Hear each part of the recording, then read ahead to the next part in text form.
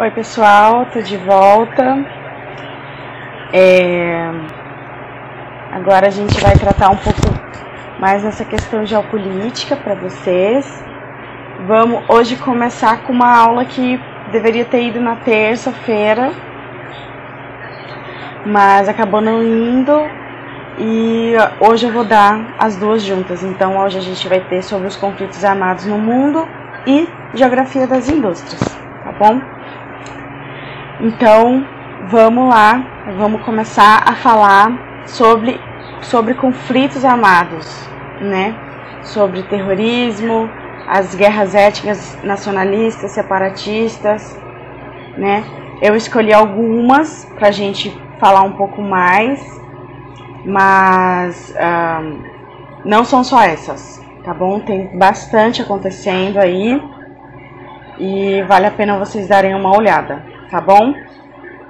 A gente tem que sempre pensar, né, que a ideia equivocada, né, de que com o fim da Guerra Fria o mundo estaria em paz, né, toda essa vontade que foi dada, ela foi totalmente para o buraco, né, com a globalização, a corrida tecnológica, elas geraram complexidades culturais, políticas, econômicas que resultaram em novos confrontos, né? A corrida bélica, a corrida, né, de mercado, e aí, ao mesmo tempo disso, surgiram movimentos de resistência desses povos, né? Das pessoas que vivem nesses territórios, né? Pela demanda da sua melhoria de vida, do bem-estar social. Bom, mas diante desses conflitos a gente tem aí vários, está no material de apoio, tem a questão dos conflitos no Oriente Médio, a crise do Afeganistão, a guerra no Iraque, conflitos na África, muitos conflitos na África, né, e a geopolítica aí do petróleo e Oriente Médio.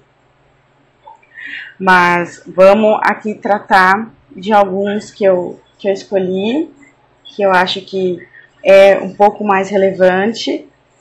Então, começando com a questão Israel-Palestina, né?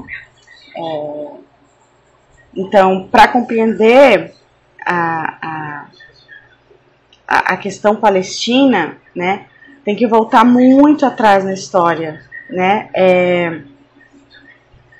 Onde hoje se encontra o Estado de Israel, né, e a nação palestina, né, que tem esse embate entre os judeus e os árabes, ela, na era cristã, se encontrava sob o domínio dos romanos, né, e o que esses romanos fizeram foi a expulsão do povo judeu dessa região, que foi um povo que foi se dispersando no mundo afora, e que acabou se concentrando especialmente na região europeia, né? Muitos judeus na Europa. E logo seguinte à ocupação romana, essa região, né, em que tinha, que é chamada Palestina, foi ocupada por esses povos de origem árabe, pelos árabes, que é chamado hoje dos povos palestinos, ou os palestinos, né? No final do século XIX, né, houve a vontade de se criar um Estado judeu, né, um movimento que a gente chama de movimento sionista. Logo após o Holocausto, né, acho que vocês já viram nas aulas de história, né, após o massacre dos judeus por Hitler, né, pelo nazismo, essas comunidades judaicas elas passaram a se organizar onde elas estavam e também se interrelacionando com os outros entre países, na tentativa de fazer a criação de um Estado que protegesse elas, que fosse de fato a casa delas, né? Que elas estivessem seguras. E nesse cenário a gente tem o nascimento do Estado Judaico de Israel, né? Que seria uma colônia britânica do Oriente Médio, né? Chamada de Palestina, né, na região da Palestina. Então, Após a Segunda Guerra Mundial, em 45, a ONU, né, ela encerra o mandato britânico na região e em 47 ela propõe um plano de partilha igualitário, né, que metade do território seria para o povo judeu e a outra metade iria para o povo palestino. No entanto, essa partilha não foi aceita pelos países árabes, né, da região. Em 48 foi criado o Estado de Israel e a insatisfação desse povo veio uma reação com o início de um conflito, né, que permanece até hoje, né, dessas primeiras essas simultâneas guerras que viriam, esses constantes conflitos que vêm entre entre os israelitas, os judeus, e o povo palestino, né, o povo árabe. Então, a primeira guerra que tem é a Guerra da Independência, que se chama, então, Guerra Árabe-Israelense, que foi de 48 a 49, né, que terminou com a vitória das forças de Israel, e que provocou um grande número de refugiados palestinos, né, que se abrigaram nos países árabes da região, despertando uma certa aversão dessas regiões em que esses refugiados foram contra Israel, por conta dessa crise, né? Então, e aí o povo palestino passou a não ter território nenhum, né? Passou a ser totalmente exilado do seu território, né? Do que eles demandam ser, né? O seu território.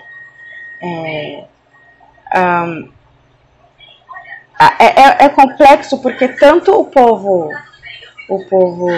judeu, né, quanto o povo palestino, né, eles digam que possuem direitos históricos, né, pela região. Então, o Israel conseguiu ter a concretização do seu Estado, né, e os palestinos não conseguiram isso. Né? Então, atualmente é uma região de extrema tensão, né, na faixa de Gaza ali, onde é bizarro, assim, né? As crianças, desde muito cedo, principalmente crianças palestinas, elas são tem vários documentários na internet, vocês podem procurar, é muito legal, assim, é muito interessante assistir, que desde muito jovens elas começam a atacar pedra em qualquer pessoa que está usando a estrela de Davi, né, tudo assim vem muito antigo e de gerações, né, e uma série de histórias de pessoas que foram, de palestinos que foram presos pelo governo de Israel e ficaram 20 anos presos, ficaram 15 anos presos, né, muitos assassinatos também acontecem. Vale a pena dar uma aprofundada na pesquisa. Bom, a grande questão nisso aí é Jerusalém, né? Que Jerusalém, tanto os judeus quanto os palestinos, eles reivindicam que Jerusalém é a sua capital, né? E aí a gente tem recentemente, talvez vocês tenham visto no jornal, não tão, né? O governo Trump, né? Ele meio que reconheceu de fato que Jerusalém é a capital de Israel, o que gerou também um novo cenário aí de tensões. Mas continuando. Aí a gente tem uma que também não é longe da gente. Logo de início eu queria indicar para vocês que vocês assistam um documentário chamado Para Sama, S-A-M-A. É um documentário muito bonito, muito forte, de imagens assim, totalmente nada é filmado com câmera profissional, tudo é bem caseiro, né, de uma mãe médica que tem 2 filhos durante a guerra da Síria e ainda tem que dar conta dos... Ela não é médica, ela é esposa de um médico, e ela filma e liga a rotina deles no meio do bombardeio e do marido tentando salvar a vida das pessoas, enfim.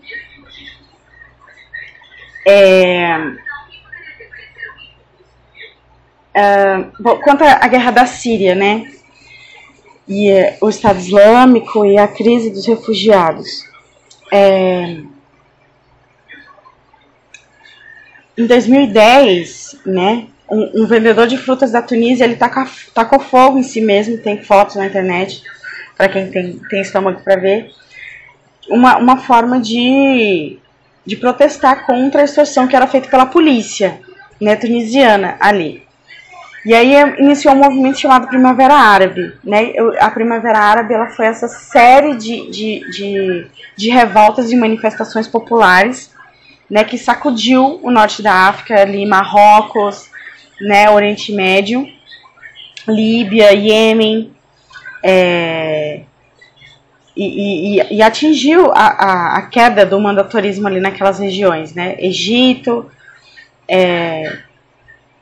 e na Síria, né, em 2011, né, iniciou um movimento contra o governo do Bashar al-Assad, né, que é o atual líder. E de acordo com né, foi assim, uma série de revoltas que levou a essa guerra civil, né, em que 400 mil pessoas já foram mortas e outras 4,5 milhões migraram para os países europeus, né, que a gente viu ali a condição crítica, né, aquela imagem marcante que teve em todas as revistas da criança morta na praia, né, e foi meio que diante desse cenário também existe uma questão que a gente tem que deixar um pouco clara, que isso também está muito relacionado às divisões entre xiitas e sunitas na região, né, enquanto desses episódios árabe-muçulmano. Então, porque assim, os xiitas, eles estão no território iraniano, né, no território do Irã, ambos são muçulmanos, né, ambos têm o mesmo dogma religioso. A questão é que para os xiitas, Ali é o sucessor após a morte de Maomé, né, que é o genro de Maomé, ele é o verdadeiro sucessor. E para os sunitas, né, o próximo sucessor é o califa, né, o califa é o chefe de estado, que é o sucessor de Maomé, e que ele deve ser eleito, né, pelos muçulmanos. Esse grupo de pessoas estão mais concentrados na Arábia Saudita. E para os sunitas, a religião e o Estado eles são uma força única, né? Eles têm caráter mais ortodoxo. E os xiitas, eles são muito mais conservadores, né? Extremamente conservadores. E, bom, e o regime do Bashar al-Assad, né, ele teve esse apoio da corrente aluíta de orientação xiita, né? Então, acabou fazendo com que essa divisão religiosa ajudasse a explicar o fato, né, do governo e do povo estar em lados opostos, né? O fato de sauditas e governo sírio estarem em lados opostos, né? E a guerra civil né, a guerra civil com a Primavera Árabe e a fragilidade do Iraque por conta das guerras, né, por conta da presença estadunidense, fez com que fosse o cenário ideal para o surgimento do Estado Islâmico, né? Então, a formação dessa milícia, né, fundamentalista, extremista, violentíssima, mas que muito recurso, né, com muito recurso, e que rapidamente conquistou frações do território no Iraque e na Síria, né?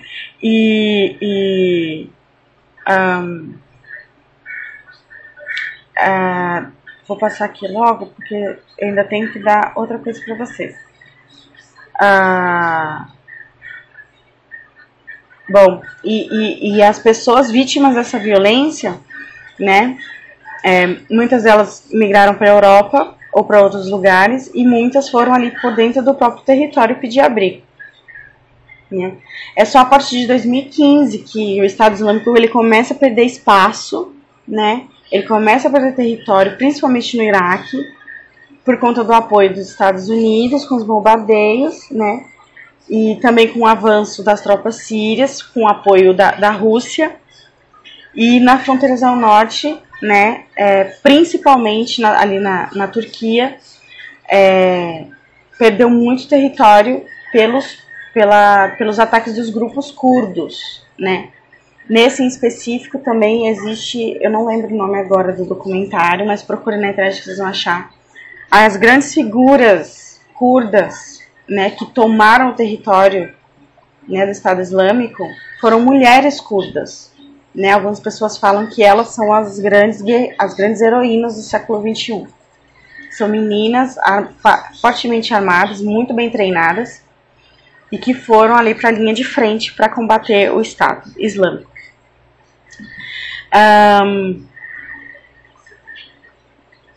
Houve um acordo, né, de cessar-fogo entre as tropas do Bashar al-Assad e os grupos que se opõem a ele, imposto pela Rússia e os Estados Unidos em 2016, né, como uma forma aí de combater essa questão.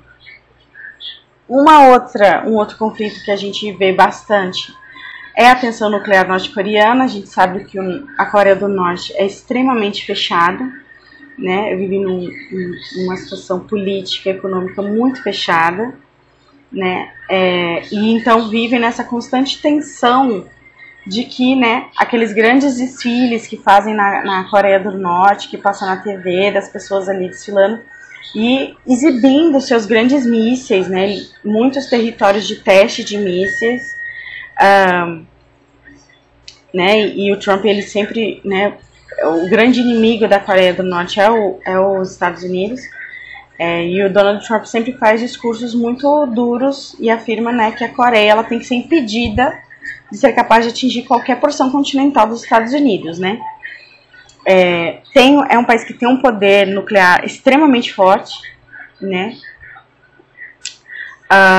Mas aí que tanto a China e a Coreia do Sul, elas também apoiam sanções que sejam mais rígidas, né? Nas proporções desse ataque, né? De temer a possibilidade de um ataque sobre os seus territórios. Mas em 2028, né, a Coreia do Norte e a Coreia do Sul, elas deram início a uma convenção de paz, né, um aceno que é considerado histórico, né,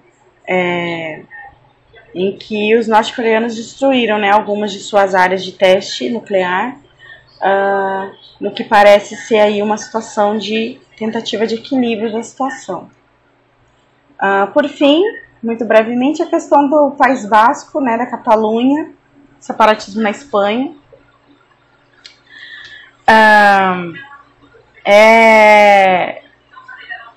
Né, a existência desse movimento separatista na Espanha, né, e também em outros lugares do mundo, o estabelecimento das fronteiras, ela obedece mais do que as relações históricas, né? Então a Catalunha, ela se diz que os catalães, eles dizem que têm a própria identidade, eles possuem um idioma específico, que é o catalão, que vem do latim, que tem algumas palavras bem semelhantes ao espanhol. Eles agregam também, né, uma região localizada ao sul da França, e eles possuem o próprio parlamento, representam 19% do PIB espanhol. Grande parte do turismo também é deles, né, na região.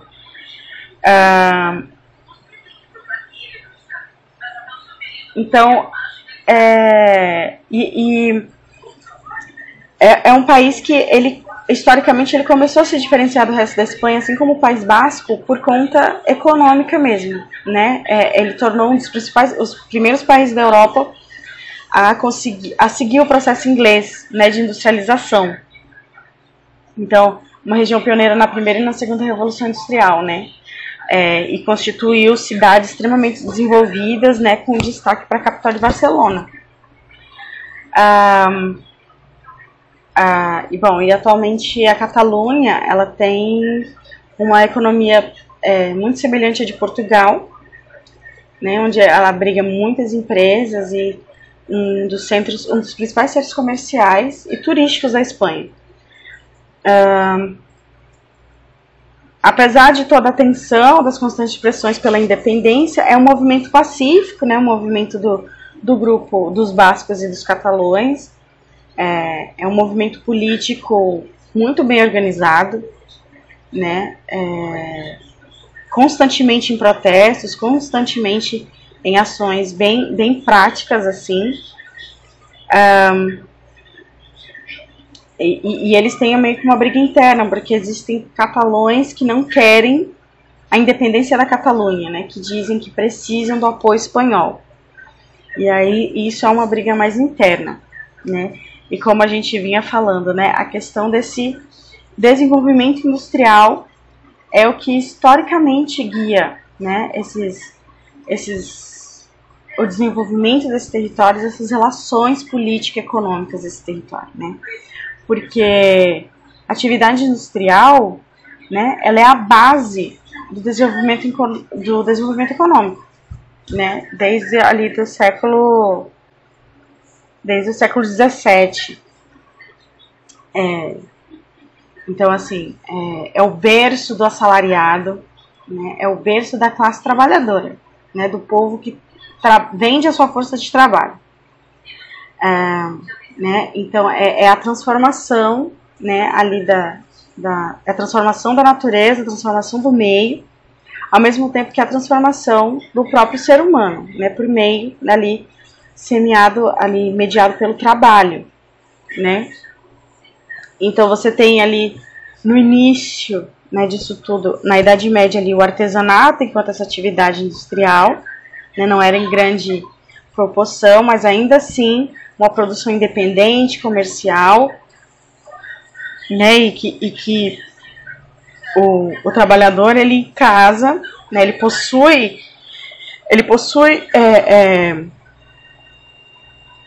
os meios de produção, né? Ele pega a matéria-prima, ele transforma e ele mesmo faz o resultado final e ele vê e ele vende, né? Ele participa de todo o processo, de toda a produção, de todas as etapas, né?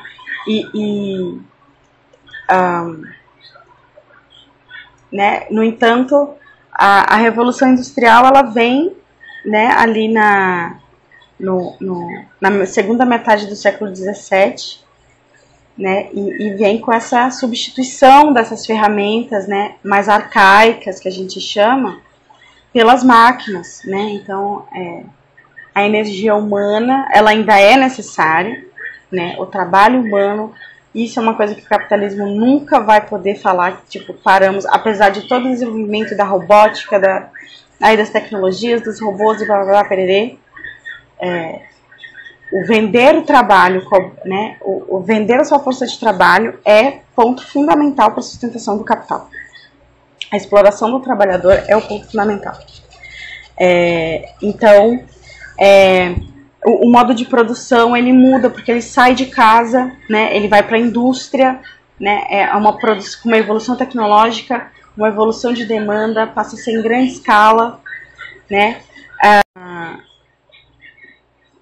e existe uma divisão do trabalho agora, né, um ali pega a matéria-prima, o outro coloca ali na máquina, o outro tira, a outra pessoa vende, que vai e vai, e aí tem uma alienação desse trabalho, porque você não vê, né, todo o processo,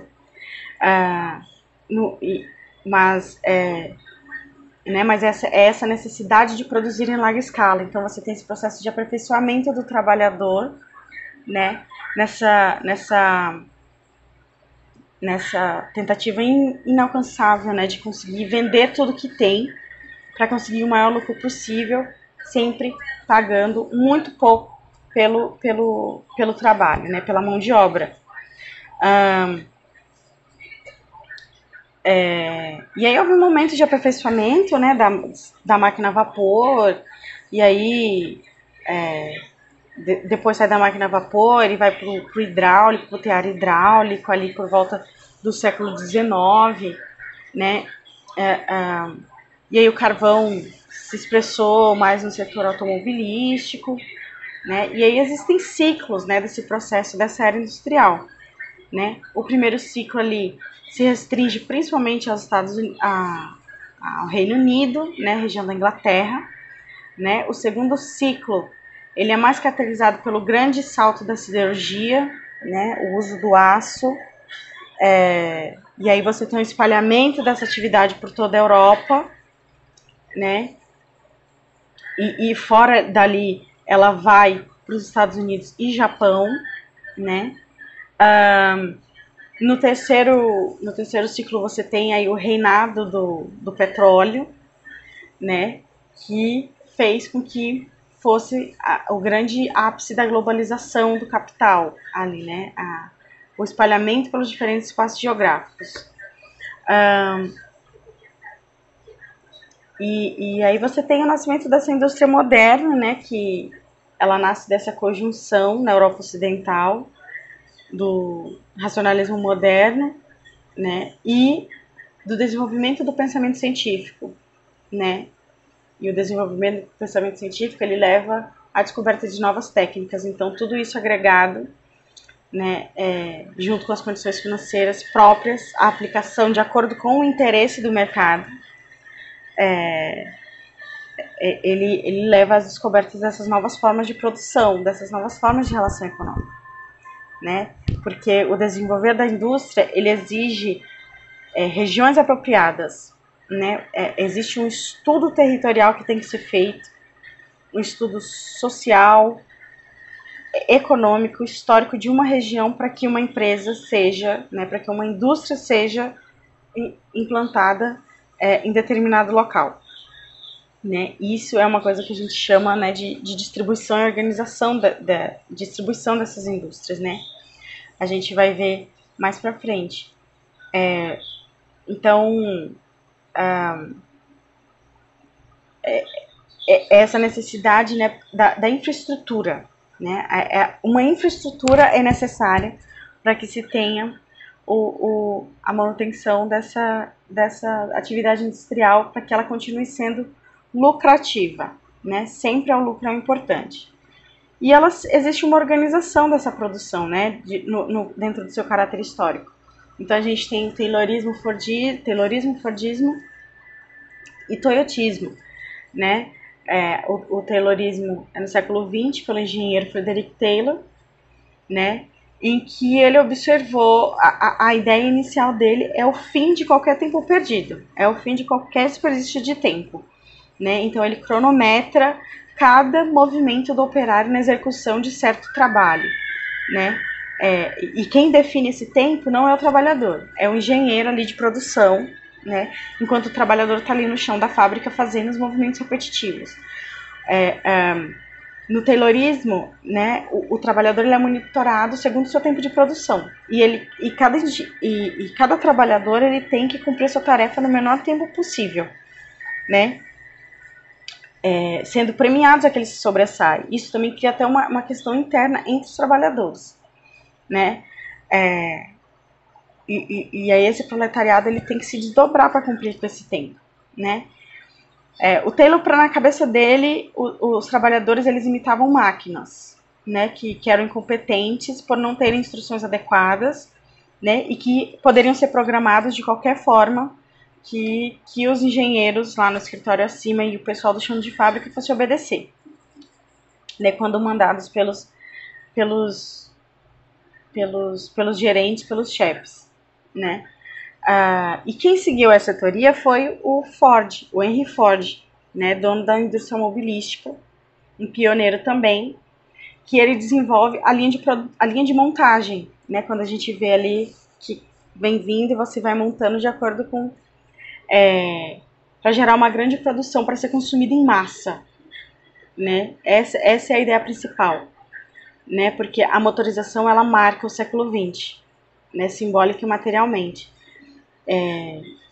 E ela também marca o processo de reorganização do trabalho, né?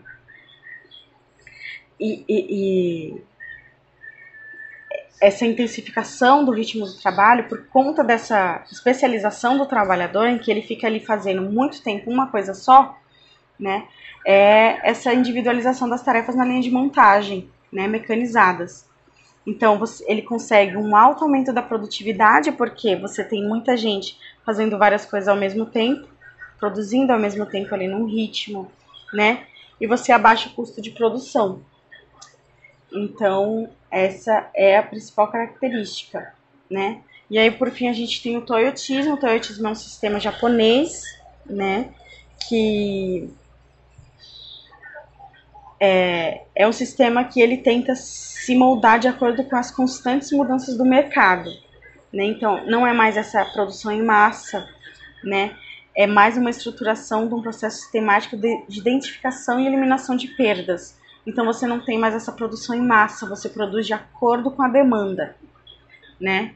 É entender as necessidades do cliente, né? Fornecendo os produtos com melhor qualidade, né? Com um baixo custo e no menor tempo possível, né?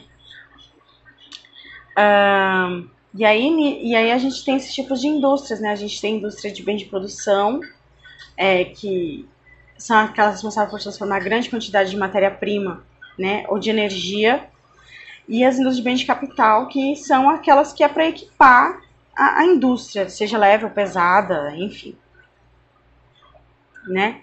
E, por exemplo, no Brasil, pessoal, aí no mapa a gente tem, né, a distribuição das indústrias no Brasil. A gente, como eu falei agora mais cedo, a questão da infraestrutura, né, para o processo de organização aí de distribuição das indústrias, né, existem tarefas muito específicas que vão para regiões muito específicas, né. As grandes empresas do Brasil, elas estão concentradas no Sudeste, né, as grandes sedes, né, porque é onde você tem mão de obra qualificada, né, qualificada que eu digo no sentido de é onde você tem os melhores cursos, as melhores universidades, os melhores institutos tecnológicos. Então você tem uma mão de obra para abraçar ali o projeto, né? E aí você tem elas abrem braços secundários em regiões principalmente no norte, no nordeste, né? Onde eles conseguem para fazer o trabalho braçal mesmo, né? Para fazer ali transformação de matéria-prima, para tirar um açaí para vender, para fazer lá o nosso hidratante Natura, né? Que a gente usa diariamente, né? E que paga, né? Ele economiza pagando pouco, né? Ele paga menos do que de fato vale aquele trabalho, né? Então, é mais ou menos isso, assim, né? Então, e tudo isso de acordo com os interesses de mercado, né? A gente sabe que a gente vive nesse cenário do mundo capitalista em que o mercado é o que controla governos, não são governos que controlam o mercado, né? Todos os grandes governos, sejam qual for a ideologia, eles estão sempre sendo controlados pelas mãos do mercado, né? Aquela velha frase, a mão invisível do mercado. Então, lembrem-se disso, tá bom? Acho que é isso. Muito obrigada, bons estudos para vocês e fiquem saudáveis. Beijo grande.